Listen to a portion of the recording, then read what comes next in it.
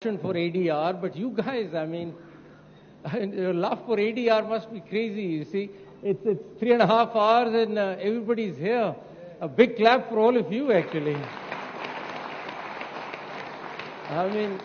You must be really in love with ADR, I'm sure. So, ladies and gentlemen, let me first thank IBA. I've always wanted to be at the IBA. It took me several years to get here. It's a leading institution in the country, and congratulations to Mr. Zaidi, Mr. Buland, Mr. Belgrami for setting up a wonderful institute, the EDRIC, for ADR. It's a great initiative, wonderful, and congratulations on this also. I love the title of the conference, actually, the ADR Renaissance. I think it's a great term. I thought Buland must have thought of it, or Belgrami must have thought of it, but thank you. They honestly admitted that it was Dr. Joe Chitlik who thought of it. So I find it very exciting, and I'm going to borrow it and use it now. So I'm going to call it the Judicial Renaissance from now on. All our judicial reforms are going to be Judicial Renaissance in future, because they actually talk about innovation, rebirth, creativity, and profound revitalization which is required in our justice system. So thank you for this term. I really enjoy that. Let me just, it's pretty late. There's a lot that I had to say, but let me just summarize a few things which I want to address the businesses who are sitting here. Considering that it's a business school, the leading business school in the country, I was told businesses are present today. So I just want to go on a tangent and talk about what businesses can do about ADR. And I'll come to that in a minute, explaining what the judiciary is looking at and what the problems judiciary is facing about ADR, so that you understand why you have to go ahead and do a lot of things, which I'm going to tell you in a bit. So when you look at pendency, and I'm just addressing the businesses here, please, and I'm talking about commercial cases tonight, nothing else. So I want to tell the businesses of our country that litigation in Pakistan, we have, and you've heard this before, 2.4 million cases in the country, out of which 83% are in the trial court. So that's where the real fat of our litigation is. And that isn't moving. That isn't moving. The country decided 1.7 million cases last year. The pendency is still 2.4 million. So you understand how sluggish the litigational sector is and how sluggish the courts are. We're getting about 4,000 cases per month in the high courts, and we're getting about 68,000 cases per month in the district courts, and we're not getting anywhere, for which special judicial renaissance is underway. And I'm not going to bother you with that. There are a series of judicial reforms we're thinking of coming up with, which is going to talk about technology, AI, and a number of other things, so that we could sort of move the pace of this sluggishness that we are through right now. We have about 4,000 judges in the country. That needs to be taken up to 20,000 if we really want to meet the average international benchmark per capita of a judge, which is 90 judges per million. Pakistan is sitting on 13 judges per million. So that is our problem. We'll deal with that judicial aspect of it and the pitfalls of litigation and all that. I think businesses need to take an initiative on their own, which I want to address today, and that's very important for them to understand. My request to businesses is that they can get started with ADR tomorrow on their own. They don't have to wait for the justice sector to reform itself. They do not require any legislation. They can get started on ADR tomorrow. Start having an ADR panel in your businesses. Have an ADR ombudsman or a panel in your business. Have an ADR policy in your business. Why can't you do that? Why can't your company start thinking about ADR every day? Why can't you have training for your managers and train everybody as a mediator in your business? Why can't that be done? So when you're dealing with your customers, when you're dealing with your sellers, you just know how to mediate and solve the problem rather than taking it to any court for that matter. So don't come to us. Just resolve it yourself, and the companies can do it. And I'm not saying this just on top of my head that I'm just saying this can happen. This is happening all over the world. You are no more reliant on the justice system. Please do it yourself. Just have policies, just have ADR systems embedded in your company. And you can do that. You can have a panel, a board of ADR, or ADR board, or a mediator set of board inside the company which addresses issues within the company as well as with your suppliers, with your customers, and you can deal with that. This is no rocket science to my mind, and you can do it. And I'll just explain to you why this is happening all over the world. And it's not as if we've come up with something totally, new. We can use the external centers like ADRIC and others later. We'll come to them later. You can do it in-house yourselves. And I'll just tell you how this is happening in the world. And the gentleman from Singapore, Mr. Seng Lung, if I'm correct, said that this is a cultural thing that we are addressing. So I'm addressing a pure cultural paradigm shift here, please. And I think we need to, and I'll slowly get into the international circuit as to what's happening in the world, but I want you to get used to the terms, you see, which it's cultural. And I want you to understand that when we say a bird in hand is better than two in the bush, a stitch in time save 9, and a penny wise pound foolish is all about mediation at home. I want you to also understand the idioms that are there in our English language. For example, cut your losses, bury the hatchet, meet halfway, kiss and make up. Well, there you got to be slightly cautious. Smooth things over, mend fences, call a truce, settle differences, give ground, find common ground, let bygones be bygones, strike a balance. These are the words you got to get familiar with now, please. The businesses need to start thinking on these lines. This is mediation. This cultural shift has to be brought in for you to understand. So we are talking about a pro-settlement bias. A pro-business bias has to be brought into your thinking. And companies need to think that we don't have to go to courts. We'll settle it ourselves. We are able to settle ourselves. We have a panel within our company. We have expert mediators working for us. We have employees in the company who've gone through mediation training at the ADRIC, and we can settle disputes within the company. Why are we going out to the courts? That's the kind of mindset that needs to be brought in. And I now totally my new word for ADR is PDR, Preferred Dispute Resolution. You do not have to go to court, please. You have no choice but to settle the matter through mediation. If it fails, it sort of escalates to arbitration. It should finish there. But if worse comes to worse and there is a question of interpretation, yes, you might end up at the courts. But no, for no other reason. So PDR is the word now, Preferred Dispute Resolution. Alternative still gives you a choice. I could go to the court or I could go to the mediator.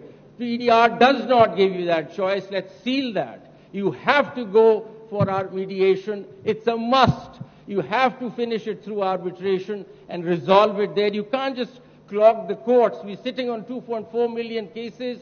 We're clogged and the system isn't functioning. We're working on that reform, but please, the businesses are smart enough to understand that they don't need to overload the courts anymore when there is a system of doing it themselves. So when I talk about this new system, I refer to some of the companies in the world who have already done this, and that's something that most of the chief executives, prominent chief executives in the world have done it. So I refer to Jeff Bezos of Amazon, who has implemented extensive ADR processes, especially in handling disputes with sellers on its platform. It's called the Amazon A to Z guarantee, which settles these problems. Let's move on to Tim Cook at Apple. And known for his pragmatic approach to business, Cook has been instrumental in steering Apple towards using ADR. Go study those models, and they're doing it in the world. Then we talk about Richard Branson. He's amazing when you talk about ADR. In the Virgin Group, Branson has been a vocal advocate for non-confrontational dispute resolution throughout the Virgin Group, particularly in customer service sectors of the business. Virgin Trains, for example, had implemented customer dispute resolution platforms that mirrored Branson's philosophy of resolving issues amicably. So they're doing it. Then we look at Sheryl Sandberg at Facebook, and she follows mediation policies within her company. So, I mean, Hello, I mean, what are the businesses doing? Why aren't they looking at all this? And why are you relying, thinking that the judiciary will give you an answer to this? It's your own baby. Go do it yourself. And if you look at Jack Ma also at Alibaba, they seem to have a very strong portal where settling disputes on these. So the well-known companies, as I said, Amazon one, eBay is setting online settlements of disputes. You could do that. You could start an online settlement dispute. You need technology. You don't need laws. You don't need legislation. You need technology. You need to understand that we can settle it ourselves. Look at Google for that matter. Google offers various ADR methods to resolve disputes related to its services and products. This includes mediation and arbitration processes.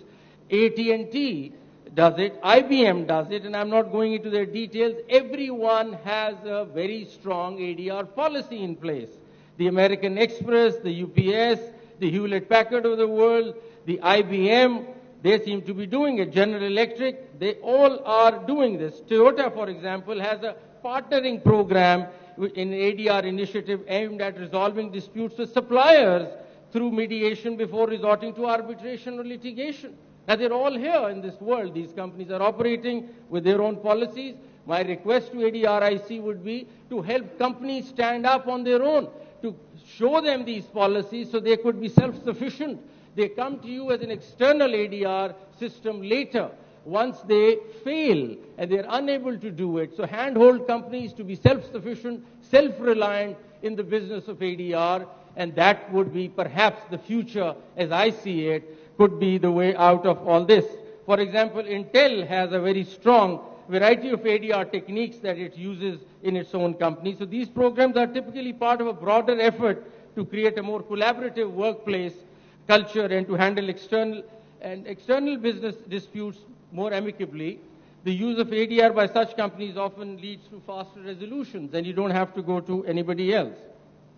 So that's one set of submissions that I wanted to make, was that the companies, please get self-reliant. Just go pick up all these companies that I've referred to, find those policies, announce a policy tomorrow in your company called the ADR policy. Get a hold of some people, tell ADRIC to train some of your managers and get going. I mean, I think there is no waiting on this one. You don't have to wait for anybody, one.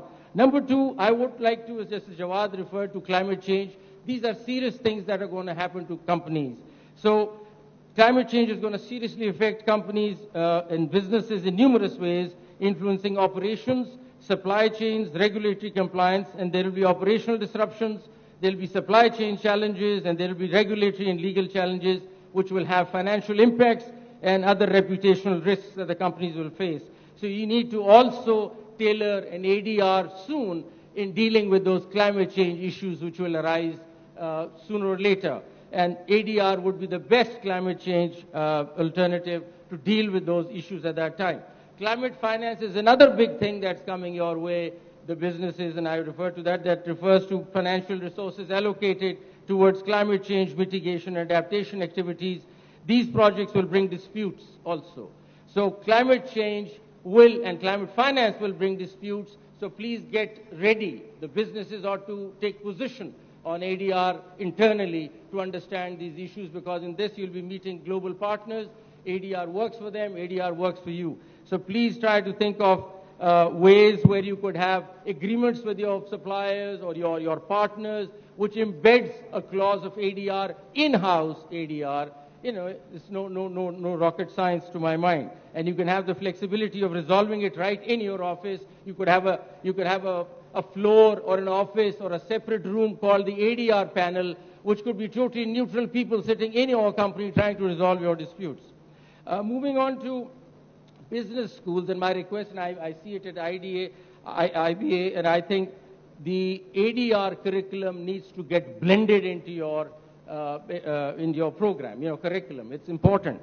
At the law schools, we're talking about it, and I'm not talking about the judicial reforms. We're telling the law schools to start talking about negotiation, start talking about mediation, because the construct of our legal education is generating adversarial lawyers, you see. So the construct is different.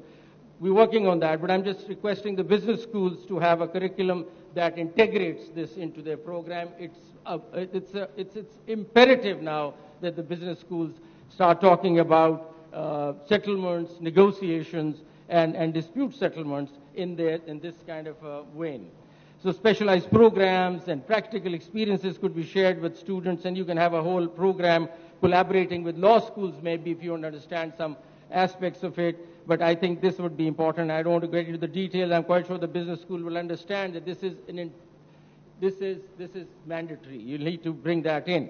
And you can find experts on corporate ADR all over the world. A big name is William Ury, Bruce Patton. Go read them. They're all there. And they're talking about businesses moving on in this direction. Nobody's talking about judiciary. Nobody's saying I need a lawyer to do this. Their companies are on their own. And this is the literature available in the market. Go read it, and you'll find number of leaders, thought leaders sitting, talking about how companies ought to be moving themselves on dispute resolution. Dispute resolution is no more a court thing. It is our own thing, and we can resolve it there.